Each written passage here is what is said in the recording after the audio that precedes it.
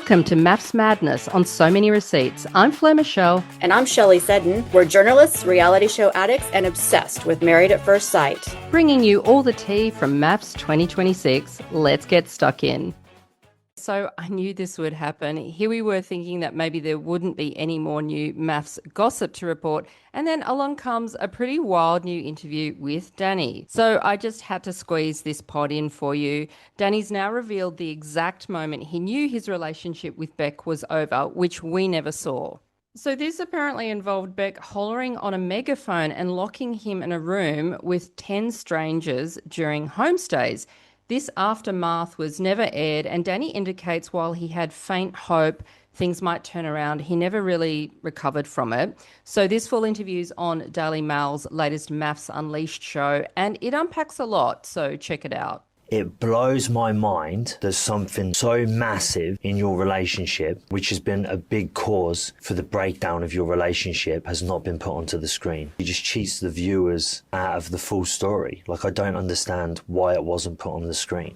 At homestays, I cracked a joke about Beck's cousin fancying me. I'm being voxied, Beck's being held inside, and you just hear a car pull up, like, a load of drunk people just rambling outside the house, and there's a megaphone going off. Beck, what's going on? And she's like, my friends are here. We all went in Beck's bedroom. There was like 10 of us in the room. A lot of the people I'd never met before. I think a few of them were at the wedding, but males and females. There was a couple of dogs. There was a megaphone. Production like poke their heads in and be like, we're now leaving. And then Beck just grabs the megaphone. She's like, me and Danny have just had an argument. It was similar to the behaviour you see at dinner parties where she could be vulgar, and she basically made her friends vote. She just basically put me on blast in front of all her friends, ridiculed me. I felt so uncomfortable. I was locked in a room, like the door was literally shut. I go for a drink with Sammy. I'm really upset about it. As I'm explaining it to him, I get a message from Beck with laughing faces, and it's a video of the incident, like thinking it was funny. Then the next day I brought it up with Beck. I just said how much it affected me. You literally ridiculed me in front of all of your friends. And I spoke about it at the commitment ceremony in front of everyone. I went on the Stan show, spoke about it again, how much it affected me. And it's never ever been put in. And that is a massive part of the reason I didn't want to be with Beck. I feel very, very cheated by production that they wouldn't put that in. Makes me upset as well how Beck's playing the victim and like I played her and all of this, where she's never mentioned that once in an interview. Honestly, this just kind of sums up the whole relationship. His joke upset Beck. Her joke upset him. They were just never on the same wavelength. And, you know, I believe there's always two sides to every story, and the truth is usually somewhere in the middle. Look, I don't know these people. You don't know these people. I'm just trying to follow along with every twist and turn and give you any update that I can find. Danny also addresses the big question, why didn't he leave sooner? Well, he claims he did actually write leave twice, but producers convinced him to stay. I wrote leave at commitment ceremonies, at 2 different ones, and I was took in a room and talked out of it, like, oh, you're going to look like a bloke who walks away too early, blah, blah, blah. And I should have stuck to my guns. That's something I do regret. I always thought me and Beck had grounds where we could grow. And people don't understand how well me and Beck actually got on. I should have left earlier, yeah. I should have spoke my mind more. I mean, does any of this new info change your opinion of him or Beck? So it's pretty clear why producers wanted him to stay, right? He and Beck were the driving force delivering the drama, and I guess he just kind of went, oh, okay. Maybe from a TV show perspective, he didn't want to let these producers down. And like, I kind of get that. If you're a bit of a people pleaser like me, it's hard to say no when you've built up a rapport with this crew. In retrospect, he's now saying he should have stuck to his guns and thought more about whether this was fair to Beck to hang around.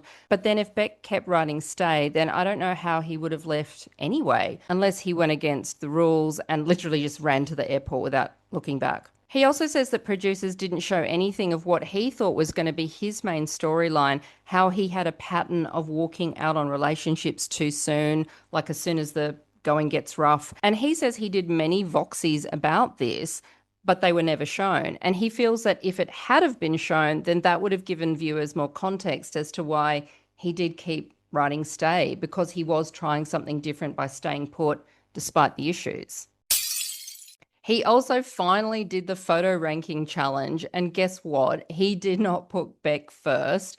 So who actually was his number one? Well, you may not see this coming. I didn't. And where did he actually rank Gia? Firstly, Danny admits what we all suspected. He threw those photos out the window as a distraction because Beck was never going to be his number one. And she turns around to me, she's like, by the way, there's a photo ranking task coming up. She goes, if you don't put me first, I'm leaving the experiment. And she just walks off. It wasn't like aggressive. It was half jokey, half serious. I was like, I've got two choices here. I can lie on national TV or I can get out of this. I look at the bin and I'm like, they're going in there.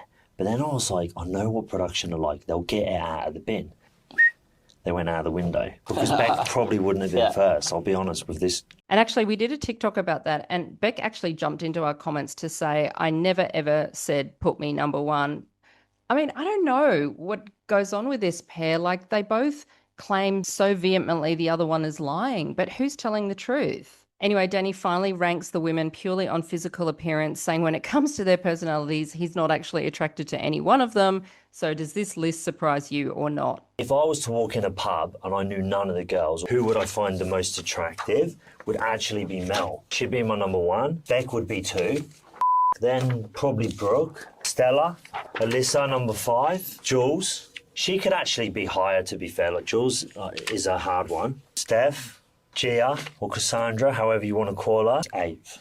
This is a tough one with these three, isn't it? You just say you were into brunettes. Go Julia, actually, off that.